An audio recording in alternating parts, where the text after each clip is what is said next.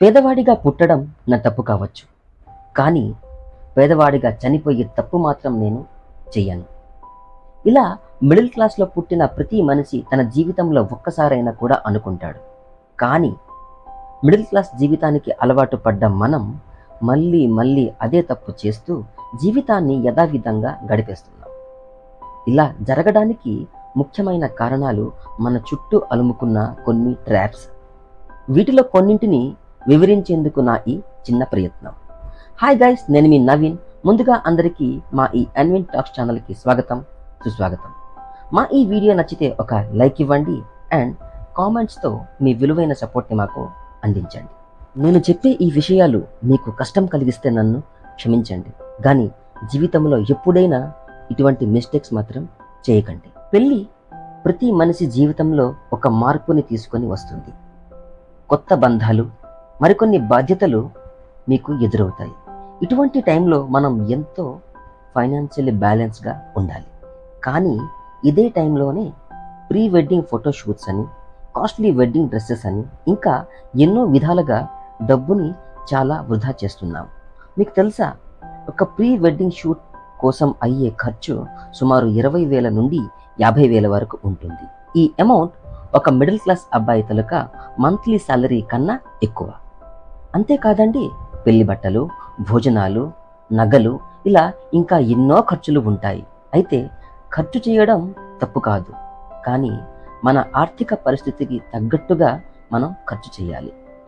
డబ్బు ఉన్నవాళ్ళు వారికి ఉండే ఆస్తిలో కనీసం 4% కూడాను ఖర్చు చేయరు. కానీ మనలాంటి మిడిల్ క్లాస్ వాళ్ళు మాత్రం సుమారు 40% నుంచి 50% వరకు ఆస్తిని ఈ పెళ్లి కోసమే ఖర్చు చేస్తున్నాం. ఇది ఎంతవరకు రైట్ అంటారు? ఒకసారి ఆలోచించండి. మీకు తెలుసా, లాస్ట్ ఇయర్ నవంబర్లో తన పెళ్లి కోసం కాస్ట్లీ బట్టలు కొనలేదని చెప్పి ఉత్తరాఖండ్లోని ఒక అమ్మాయి తన పెళ్లినే క్యాన్సిల్ చేసేసింది. ఇది విడ్డూరం కదా. మీలో ఎంతమంది ఆన్లైన్ షాపింగ్ చేస్తున్నారు?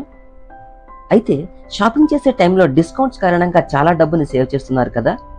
అయితే దానికన్నా బెటర్ ఆఫర్ని మీ ముందు పెడితే మీరేమంటారండి? మీలో చాలా మందికి ONDC అనే ఒక ప్లాట్ఫామ్ ఉంటుందని తెలిసి ఉంటుంది. దీనిని మన ఇండియన్ గవర్నమెంట్ రీసెంట్లీ డెవలప్ చేసింది.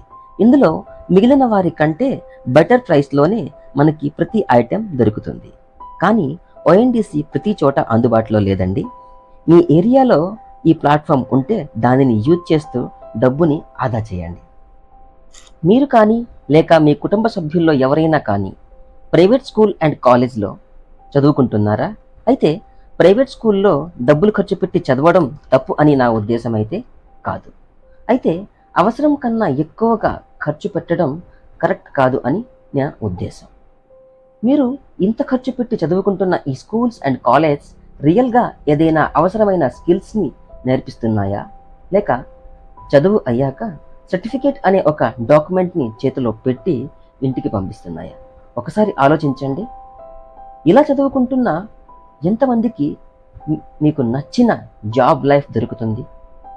100లో ఒకరికి మాత్రమే జాబ్ దొరుకుతుంది. మిగిలిన వారందరూ కూడాను అరాకొర జాబ్ చేస్తూ జీవితాన్ని సాగదిస్తున్నారు.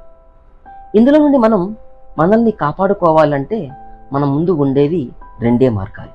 ఒకటి, గవర్నమెంట్ స్కూల్ అండ్ కాలేజ్లో చదువుకోవడం. అయితే గవర్నమెంట్ స్కూల్ అనగానే చాలామంది చిన్న చూపు చూస్తారు. అయితే ఒకసారి మీ చుట్టూ చూడండి. మీ పేరెంట్స్, మీ professors, sports mans, scientists, engineers and doctors, ఇలా ఎంతోమంది ఇదే గవర్నమెంట్ స్కూల్ నుండే వచ్చారు.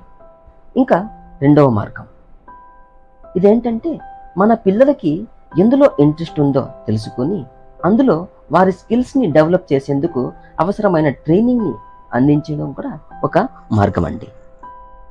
ఇటువంటి మరిన్ని వీడియోస్ కోసం మా ఈ అడ్మిన్ టాక్ ఛానల్ని సబ్స్క్రైబ్ చేయండి అండ్ ఇన్స్టెంట్ నోటిఫికేషన్ కోసం బెల్ సింబల్ని ప్రెస్ చేసి ఆల్ అనే ఆప్షన్ని సెలెక్ట్ చేయండి. Thank you for watching admin talks. జై హింద్.